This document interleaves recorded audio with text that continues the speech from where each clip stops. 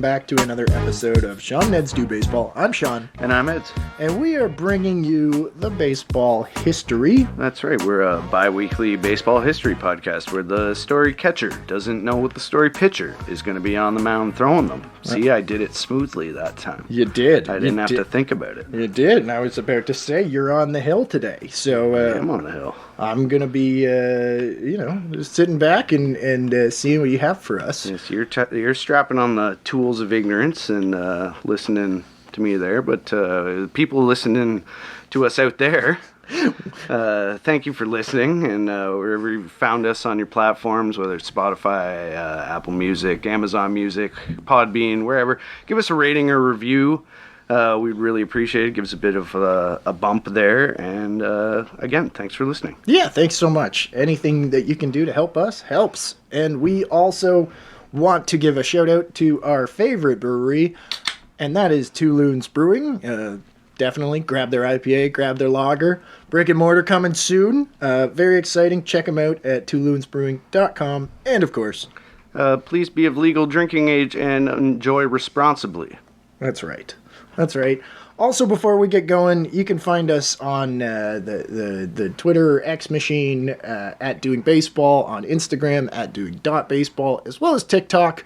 Hopefully, we'll be doing a little bit more social media as the off season's going and we're a little less busy here, Edsy. But yeah, I think that's it. What do you got for us today? Well, today, Sean, we talked about it before we turned the mics on a little bit, but I had to sort of pivot this story a little bit. I had something else lined up because we're nearing episode 100. That's right. This is episode 99. Yep. So we kind of got a little bit out of order from my original planning, but anyway, I had another story lined up, and I had to, as they say, pivot and kind of change it up here.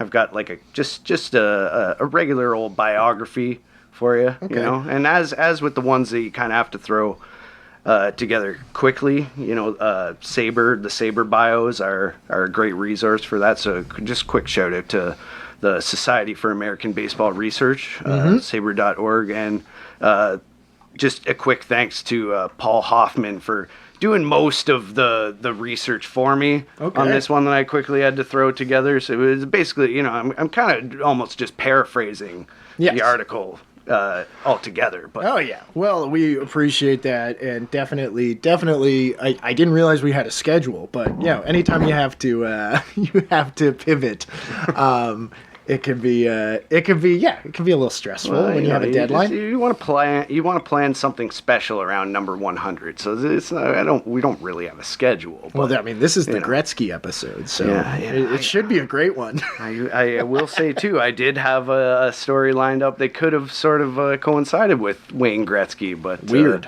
I figured that one would take me too much time to do with any sort of good depth. So anyway, let's get started. Let's just do it. Let's just get it. Wind her up. June 16th, 1948, Ron LeFlore is born in Detroit. Oh, I've heard this name before, Ron LeFlore. Ron LeFlore is born in Detroit in the great state of Michigan to his parents John and Georgia LeFlore. John was born in Mississippi and as a young child moved with his family to Memphis, Tennessee, not Tennessee. Just to clarify. Where he met Georgia. They eventually married and lived in Memphis until 1943 when they headed north for Detroit in search of better opportunity. Okay.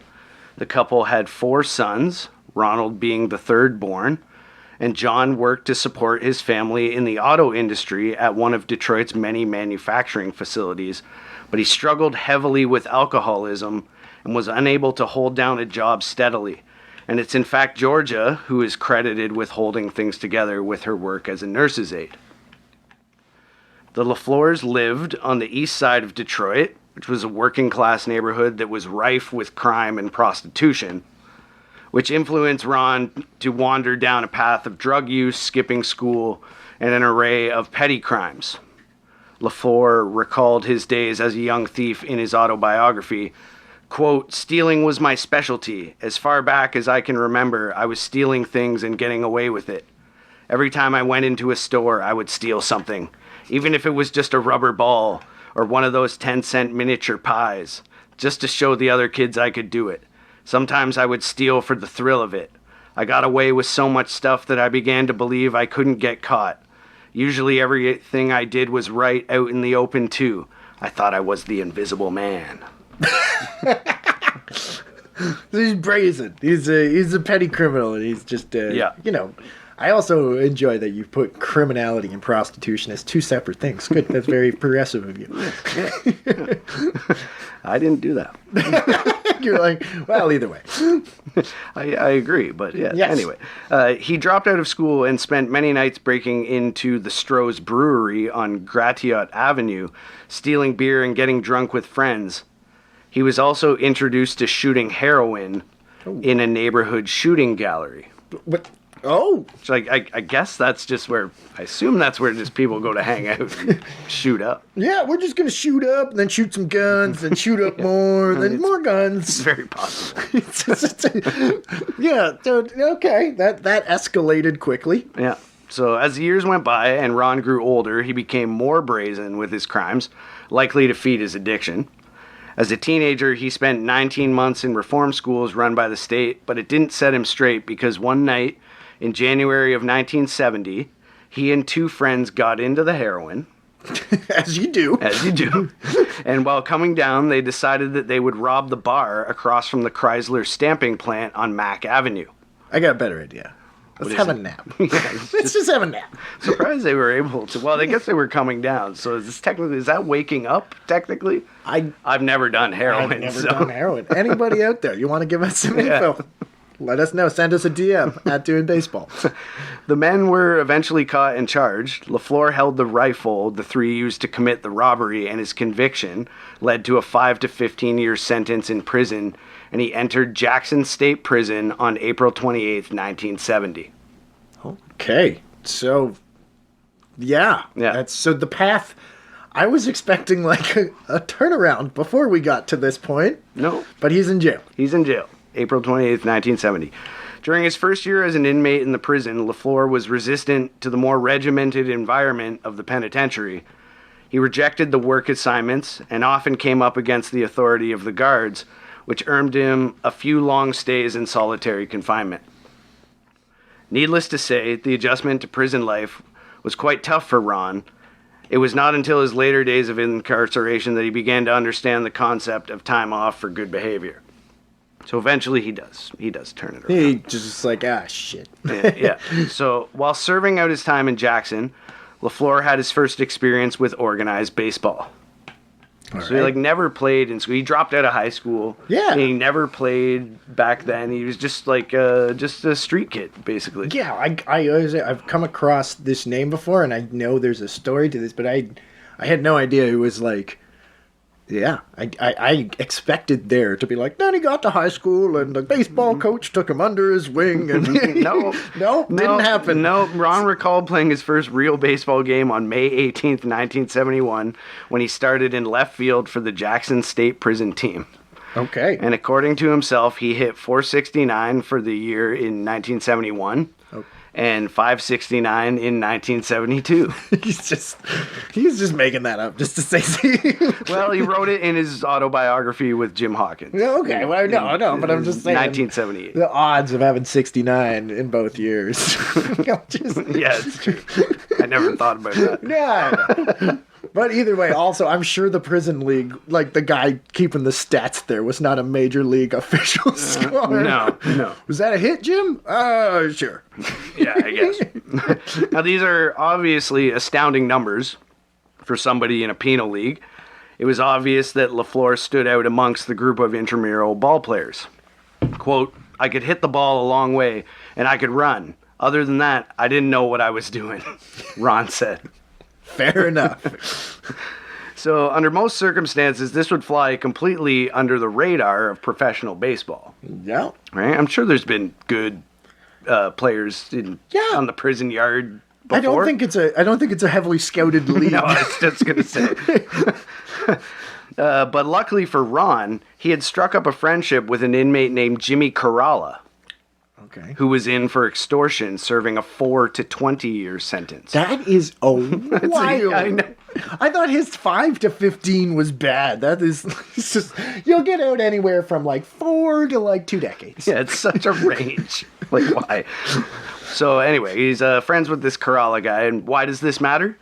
You see, Kerala was a longtime friend of a man named Jimmy Butsikaris.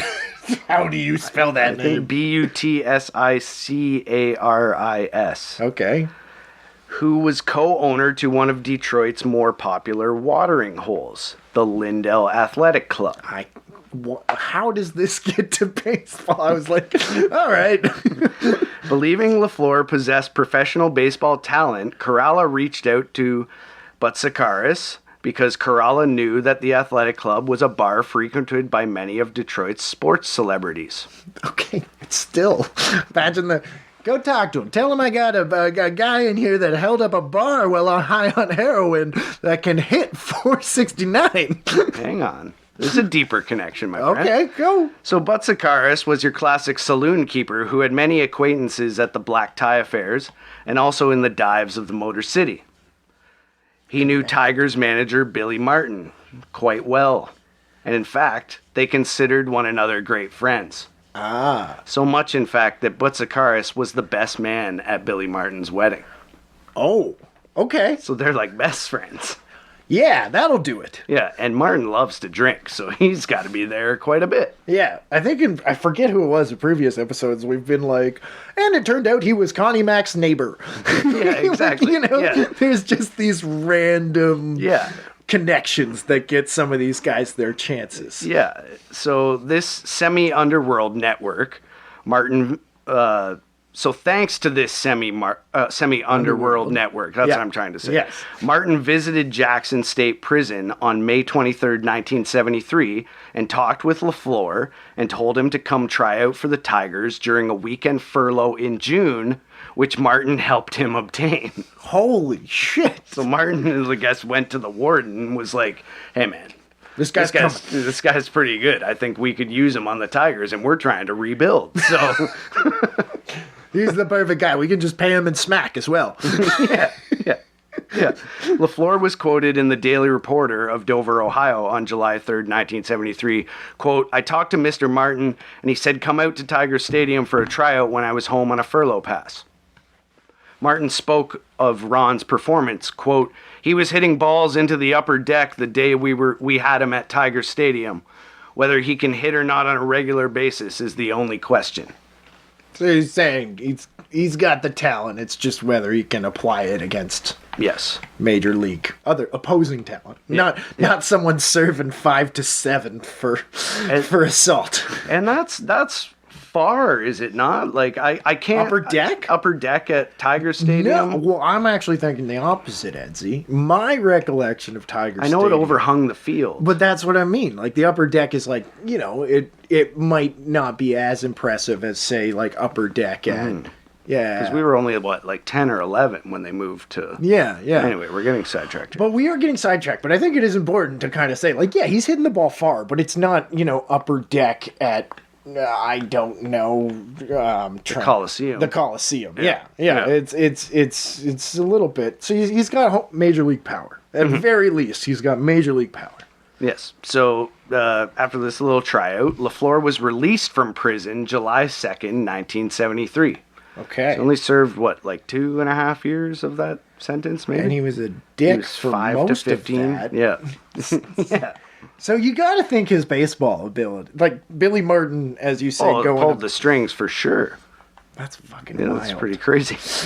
And so released from prison July 2nd, 1973, and immediately signed a contract with the Tigers that paid him a $5,000 bonus and $500 per month for the remainder of the 1973 season. That is pretty good for getting out of prison. Here's $5,000 and $500 Imagine for the next talking 3 to your months. parole officer. Okay, well, you got a job lined up. You could be a line cook. You could work a fryer. No, I'm going to play left field for the Tigers. It's all good. You can talk to Billy. Yeah. Who? Billy Martin. He's my bud. He's gonna blame her. Just shit-faced. Okay, so he was sent to Iowa, assigned to the Clinton Pilots of the Class A Midwest League. But once again, how are you able to leave the state? There has to be strings pulled. Like, maybe the probation system doesn't work the same as my, like, Hollywood version of it. Yeah. But, like, he's able, like, it's not like he just went and played for the Tigers, as you said. Like, they're like, okay, you're gonna go. This convicted felon is gonna go. Well, someone in the story has the same questions as you, Sean. Oh, Let me just great. get to it here. LeFlore began his transition from prisoner to professional under the watchful eye of Pilots manager, old pack of smokes, Jim Leland. I love it. Yeah. So Leland said in LeFleur's autobio of having a parolee on the team, quote, "When I was told I was going to get him, frankly, I didn't know what to expect. I presumed you could have all sorts of problems with a kid on parole. Could he cross state lines with the ball club? Yeah. Did I have to keep him out of bars and pool halls? Yeah. What happened if a brawl broke out on the field and he piled on?" Yeah. Leland, he's a smart guy. Yeah, great questions there, Jimmy. But Jimmy said, quote, "As it turned out, I didn't have any problems with Ron at all. I guess the prison experience must have helped him rather than hurt." Well, it got him signed to the Tigers, so I think it helped. So the Tigers obviously weren't worried, as they had experience with prison yard players in the past, actually, because Tigers pinch hitter Gates Brown had also been discovered playing in prison. Well, he's going to be a little side note there. Adding him to that list right now. Yeah. I should mention, I'm just going to quickly mention, I have, I don't have it. My grandmother has a piece of memorabilia from the Tigers, because my great grandfather had a friend that was like loosely connected to the Tigers. Yeah, and Toronto used to be Tigers territory. Yes, that's true. Before the Blue Jays. But he has this ball that's signed by like several players from like a 70s team. Mm-hmm. And when I was doing research on this story, I just started to wonder if maybe Ron LeFleur's name is possibly on this ball. Are you telling me you've checked? No, I haven't checked. I should go and find out. Well, we'll post that in the future. Yes. Anyway, back to the story. LeFleur appeared in 32 games for Clinton and finished the year with a .277 average, 1 home run, 8 RBIs, and 2 stolen bases, helping the Pilots win the Midwest League. LeFleur described his first experience at the professional level, quote, "I was scared at the plate. I'll admit it. In prison, I saw curveballs only once in a great while, but in the minor leagues, I saw hundreds of them. Most of them weren't even good curveballs, but they sure fooled me. I'd be standing at the plate, the pitcher would throw the ball hard and inside, and I'd jump out of the way thinking it was a fastball, and the umpire would call it a strike. We played mostly night games at Clinton, and I had never played under the lights. They had other uses for the floodlights in Jackson." Yeah, so that's what I thought. Prison ball is not. No, it's like an afternoon thing, and then they send you back to the cells at night. And what's the pitching has to be just, guys just trying to throw strikes, as opposed to, as he's describing, guys that have mastered off-speed stuff. Yes, yeah. Okay, so for the 1974 season, LeFleur was assigned to the Class A Lakeland Tigers of the Florida State League. So I'm assuming that one's low A and one's high A. Yep. So he's in high A. In 93 games, he batted a team-high .339 and swiped 42 bases, winning Player of the Month for May. On July 22nd, he was called up to AAA with the Evansville Triplets, but got into only 9 games with the Tigers' top farm club, hitting a modest .235 before he was promoted even further to the big leagues due to a broken hand suffered by Tigers center fielder Mickey Stanley. Wow. Now your dog is going nuts. He's getting wound up. He's getting the bone out here. So big leagues. Yeah, so he's up there because Stanley got hurt. So he's in it. Yeah, so LeFleur headed for Milwaukee to join the basement-dwelling Tigers against the Brewers on August 1st, 1974, his major league debut. LeFlore started in center field that day and went 0 for 4 with 3 strikeouts. Kind of typical. Well, I mean, that is a huge not really. jump, right? Yeah. When do you play? 11 games in AAA? 9. 9. Games. Yeah. Yeah. So the next day he got his first major league hit, though, a 9th inning single off Clyde Wright. He also stole the first 2 bases of his career. So, and then 10 days later, on August 12th, LeFlore hit his first major league home run, a 2-run shot to right field off Kansas City Royals' Nelson Briles. To wrap the season, LeFlore started 59 of the Tigers' final 60 games and finished with a .260 average, 2 home runs, 13 RBIs, and 23 stolen bases. But on the defensive side of the ball, he was a huge liability compared to the dependable Stanley, who was a 4-time Gold Glover. He committed 11 errors. What? 11 errors and finished with a .935 fielding percentage. So, that's a lot of errors in 2 months. Yes. As a major league outfielder. But the Tigers still had hope for the former inmate. Well, I mean, you got to give him a little more rope, right? Like, you got to... He's barely... What is he? That's his second year in professional baseball? Yes. Yeah. Yeah. So, yeah. Yeah. Either way. So, there's hope. There's hope. There's hope there. And I also should mention, too, that if there ever was a time for the Tigers to exercise some patience, this was the one. Because at this time, the Tigers were entering a phase of rebuilding, as we kind of mentioned earlier, looking to replace an aging veteran core.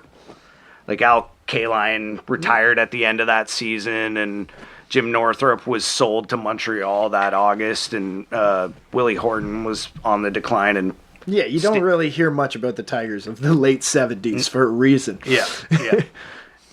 So in 75, LeFlore started the season quite well. He was hitting .289 with 7 home runs, 28 RBIs, and 25 stolen bases at the All-Star break.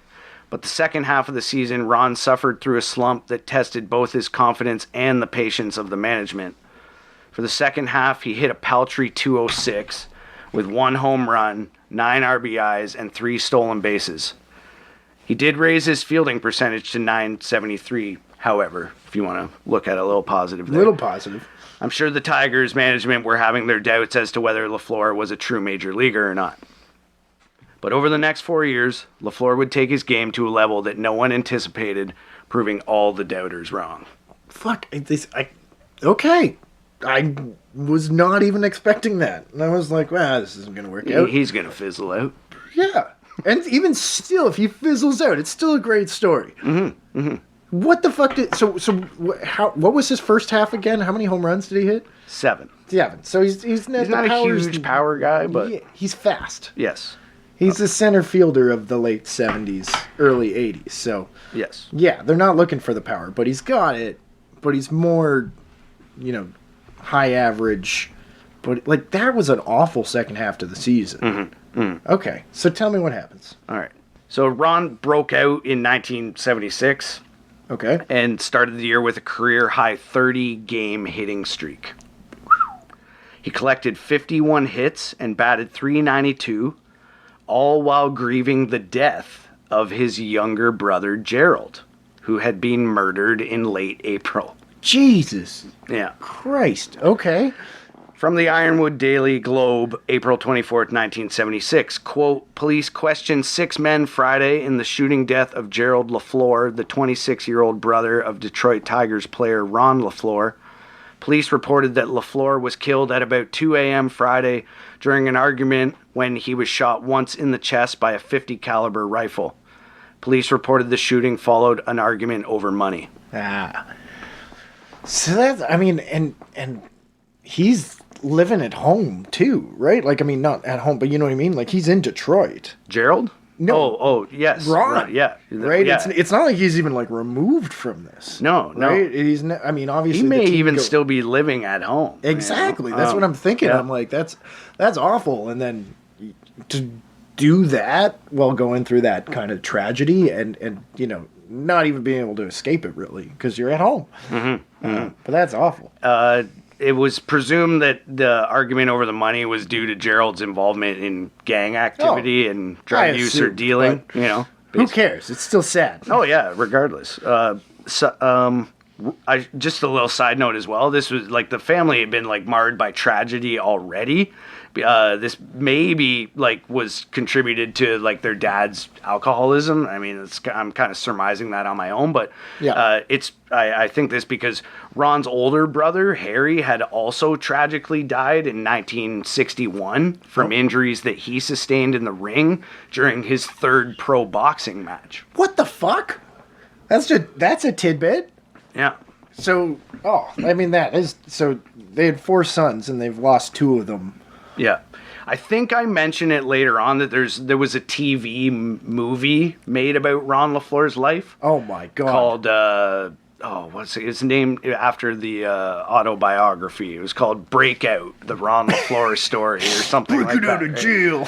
And it starring LeVar Burton as Ron LeFlore, by the way. Wow. And in the movie, he's like there. He goes to the hospital when like his brother dies. So you're right about like him being close at home. And I also remember there's a scene where like the dad kind of like, scolds Ron for like being the bad son, and then like is like lamenting the death of the boxing son. You should have been in sports like your older brother Harry. Yeah. Oh, I had a good son once, like he died in the ring defending his family's honor.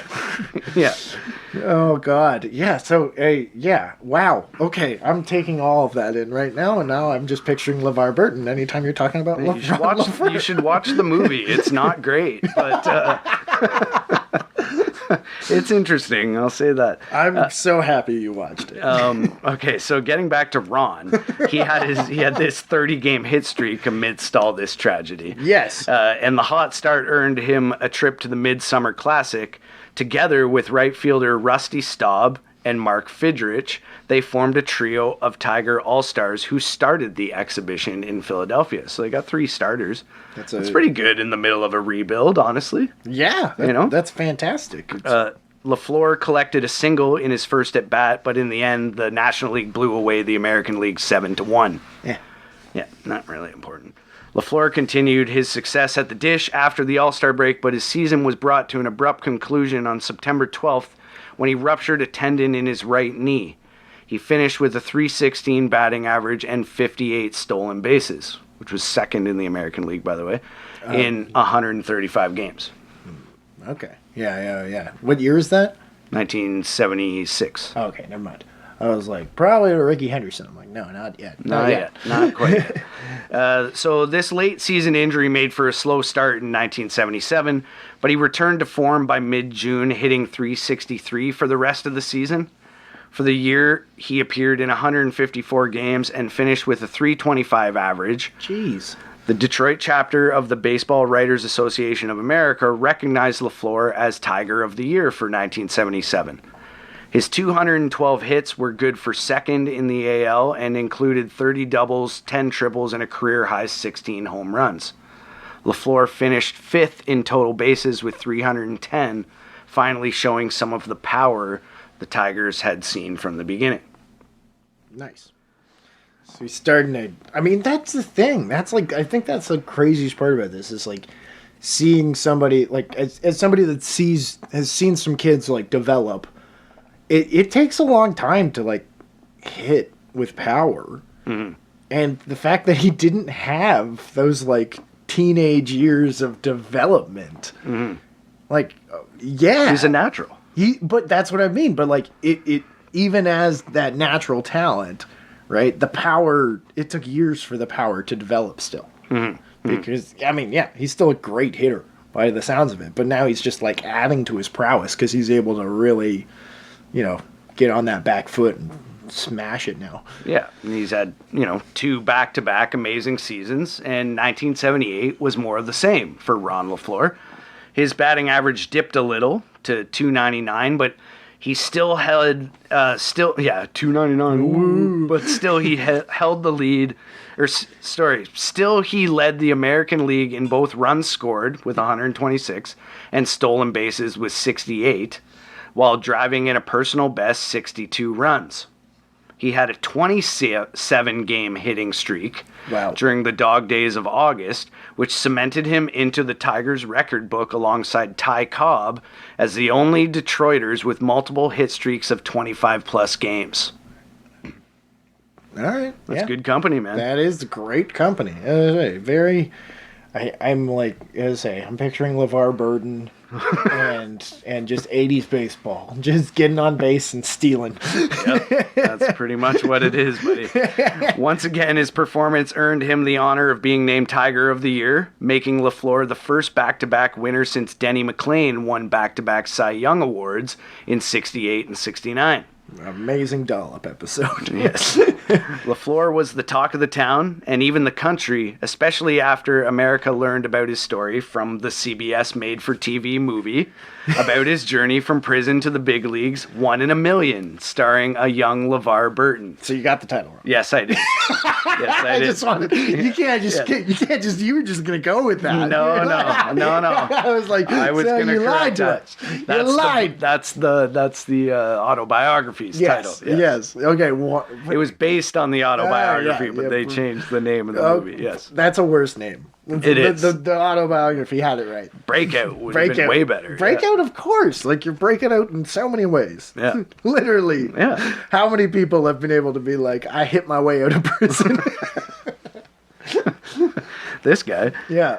In 79, LeFlore continued his all-star caliber play. He hit 300 in 148 games, once again showing great durability. Like, he had that one injury, but, he only missed 2 weeks. Yeah, exactly. In addition to his great play, Ron scored 110 runs, eclipsing the century mark for the third straight campaign, and he also stole 78 bases, good for second in the AL. Willie Wilson had 83. It looked as though the Tigers had found a pillar in the outfield. Mm-hmm. Now, I should mention that despite all the success that Ron LeFlore was having, the Tigers were not faring so well themselves. I mean, we've mentioned that they're in the middle of a rebuild, but, it's pretty bad. They had finished in last place in both 74 and 75, and in 75, they were actually 57 and 102. Oof. That's pretty bad. 100 lost seasons are never, no matter who you are. Yeah. They were 5th of 6th in 76, 4th of 7 in 77, because they got a new team. 2 new teams? Yeah. 2 new teams.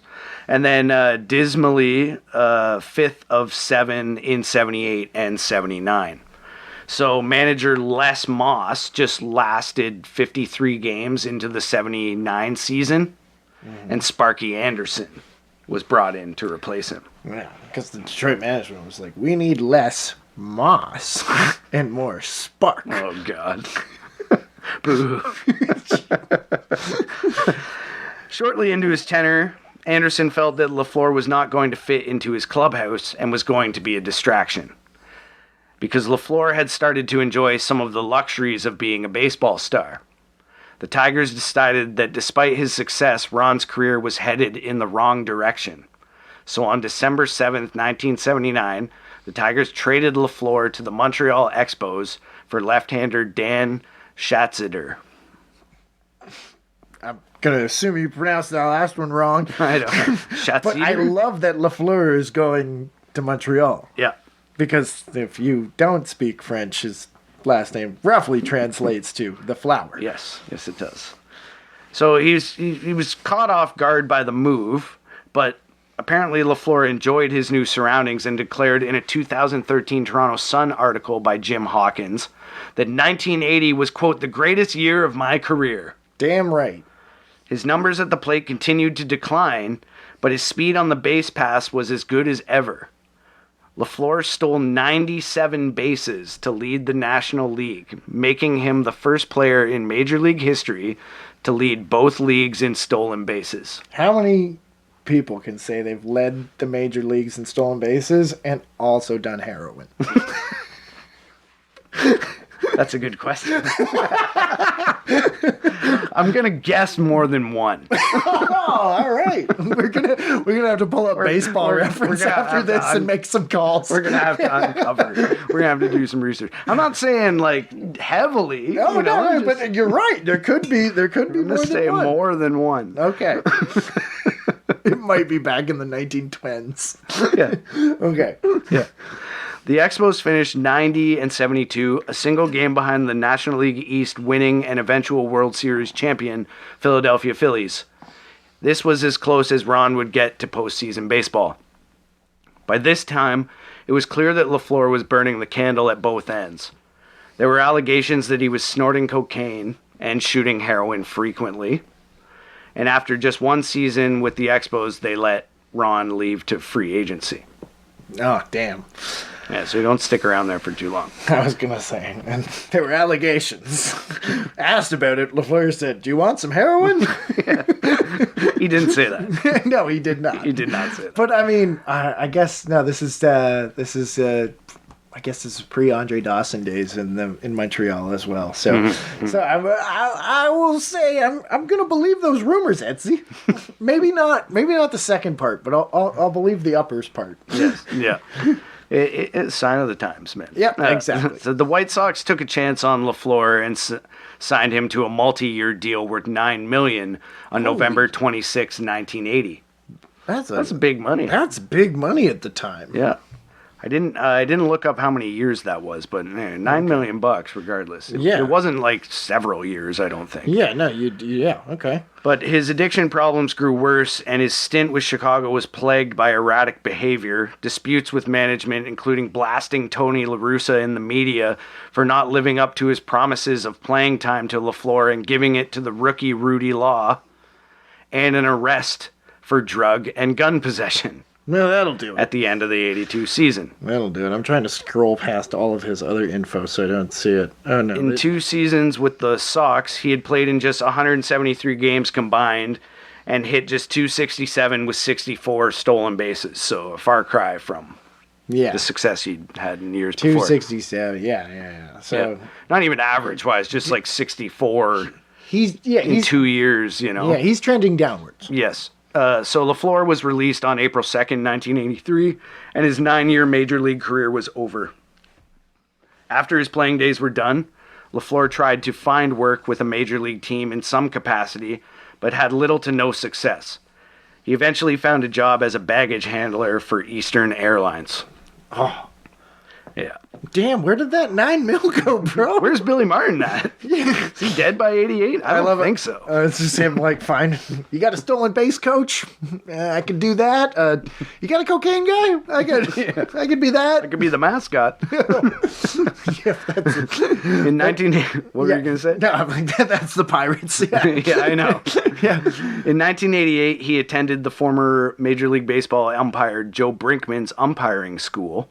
Ooh. But LeFlore failed to finish high enough in his class to qualify for a minor league placement. Yeah. LeFlore returned to the field when he joined many MLB stars of the 70s and 80s to play in the Senior Professional Baseball League for both the St. Petersburg Pelicans and the Bradenton Explorers during the league's inaugural 1989-90 season. We gotta find this. That's an episode. Yeah. Add it to the list. I got 2 more to this list. I was telling you before that. Senior Professional Baseball League. There you go. We got Write 100 more in the chamber. In 1990, he played for the Florida Tropics before the league disbanded. So short little run there for the old guys. I would love to see fucking someone like pulling a quad at like 56 trying to leg out a fucking infield single. I wonder if like the bases were like shorter distance or something. We need to. We gotta check this out. We need to do an episode where we just watch footage of this. Yeah. Anyway, carrying on. In 1995, LeFlore managed the Newburgh Nighthawks of the Northeast League, which was an independent league, to a 28-45 record. So not so good there. Mm-hmm. On September 27th, 1999, LeFlore was arrested at the closing ceremonies of Tiger Stadium. How? Why? For unpaid child support for his adult daughter and her mother. Okay. Now coming out to the field, you know him as the speedster, portrayed by LeVar Burton, one of the highlights of the late 70s Tigers, and on his way to jail, Ron LeFlore. That's pretty much how they could have done it, because apparently, I don't have a long write about this, but apparently what happened was they like came beforehand because they knew he was going to be there. Yeah. And they were like, yeah, Ron, like, you're under arrest, bud. And he was like, can I go out there? I don't know if he asked them, but they like let him go. They let him go out there, and then they arrested him afterwards. At least, I mean, that's very kind of them. And but yeah, geez. I mean, He was ultimately not jailed after agreeing to make the payments. I mean, obviously, you don't think that's necessary, but yeah, he needs to pay his child support, so he does. He does. In 2000, LeFlore was named manager of the Cook County Cheetahs in the Frontier League. And that didn't work out, obviously. And then because in the spring of 2003, he was hired as manager of the Saskatoon Legends in the Canadian Baseball League. Love it. But the league folded midway through its first season. So he's bouncing around all these indie leagues and stuff. Yeah, he's trying to find a home. Yes. He faced felony charges for possession of a controlled substance and was arrested again for non-payment of child support in May of 2007. Damn it, Ron. Come on. Come on, figure it out, Ron. Yeah, don't do the same thing twice. Yeah, he did the same thing twice. Yeah. He defended himself, Jeff Perlman quoting LeFlore in his April 17th, 2009 article for SI.com titled The Forgotten All-Star. Quote goes, quote, "Talk to people," he said. "I'm a good guy. I really am. I've had problems, but I haven't robbed anyone or killed anyone," which, yes, you did. Yes, you did. You absolutely did. Yeah. I mean, you didn't kill anybody, but you definitely robbed people. Started this whole thing, Ron. You bragged about robbing people. Yeah. You said you were invisible. Yeah. I feel like I've been blackballed, and it's not fair. You give your life to baseball, and when you need help, baseball doesn't give back. Well, that's kind of true. Yeah, it's very true. Yeah, absolutely. And he continued to say, "I need help." Yeah. In the summer of 2011, LeFlore lost his right leg to arterial vascular disease, Jeez. the result of starting to smoke at the age of 9 and continuing for his whole life. Don't smoke. Yeah, don't smoke, kids. He now uses a prosthetic leg and resides in St. Petersburg, Florida with his wife, Emily. He got married in there. I don't know if that was before.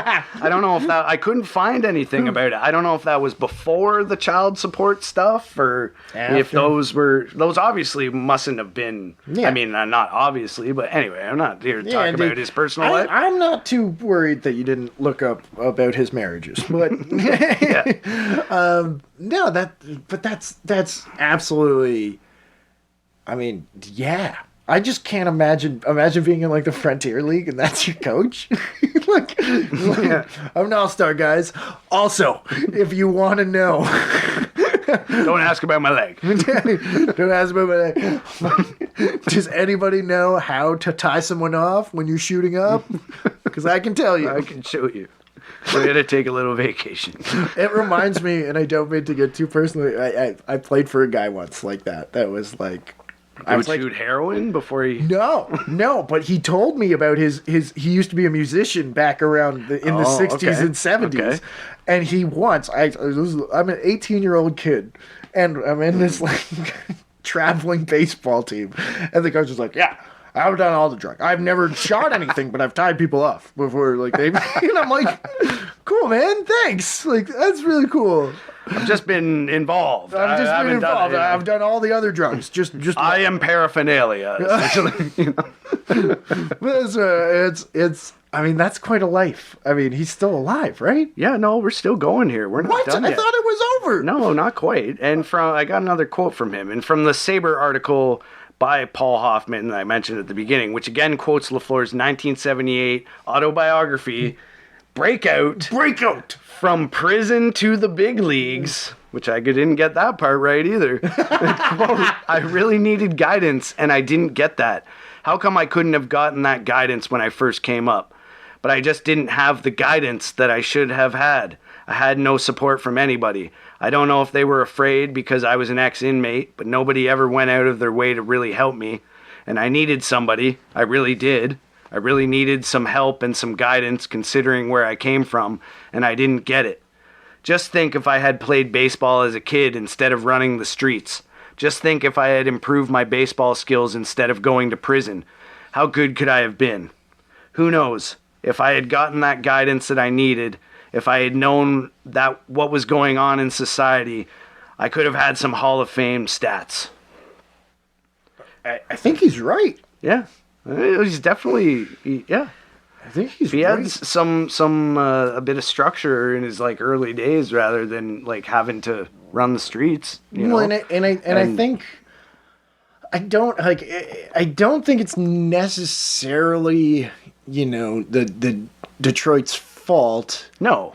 because not everybody needs that especially by the time they get to the big leagues. Most people have had that structure and had that guidance. Yeah, but with like, the extenuating circumstances that they found this player, you would think that they would give this guy the extra help and guidance. But as we've, learned over 99 episodes, that they like really don't care. They don't care. They just see you as a piece, and you're either going to work out or you're going to be cast aside. But yeah, no, I mean, I'm sure there's some racism built in there as well. But like at the same point, yeah, I mean, I think he's right. Just absolutely, if he'd done it from a young age, he would have been a Hall of Famer. I was gonna say, like, for those 4 years at least, when he was, I guess staying relatively clean, if he was, or whatever was going on. But the fact remains that for 4 years, those years in Detroit, like he was on a Hall of Fame pace, and it just showed how insanely gifted and how much raw talent he really had, and how improbable his journey to the major leagues was. Well, and at the same point, gives you pause and gives you perspective, right, on incarcerated people. Like, they're talented. They probably just made some bad decisions. Decide to rob a bar after coming down off heroin. Which I don't recommend. Just don't do that. But at the same point, it's easy for us to say just don't do that when you have that kind of grow up in that different environment. But that's what I mean. Like, it's wild how much he accomplished. But yeah, I thought we were gonna kind of end positively. No, now I'm like, no, he lost his leg, and he didn't pay his child support. But also, like, I think just the looking at what could have been is also just something that's wild. So, I mean, thanks. Yeah, I knew Ron LeFlore was going to be an episode, but I had no memory of why he was going to be an episode. So, well, yeah, it's a story of Ron LeFlore who emerged from like a tragic family and made his way to the big leagues. Yeah. Oh, good. Cool. Yeah. Good work, Ron, if you're listening. Way to go, Ron. Way to go. And we got so many more story ideas coming. And we got 100 more. 100 more. 100 more. We're doing 100 more. We're signing up for 100 more. Very excited to bring you episode 100 coming up. It's not going to be probably in 2 weeks. We're going to make it exciting. I don't know. We'll figure it out. But we'll let you know. We'll let you know. But thank you so much for listening. Eds, thanks so much for bringing us that story. That was awesome. And where can people find us? You can find us on Twitter at Doing Baseball, and on Instagram and TikTok at Doing.Baseball. And, of course, you've obviously found us on one of the listening platforms. So wherever you're finding us, give us a rating or review, and thanks for listening. Thanks so much. Thanks to Two Loons Brewing. Check them out, twoloonsbrewing.com. And until next time, I am Sean. And I'm Eds. And we are bringing you the baseball. Okay, bye. Bye.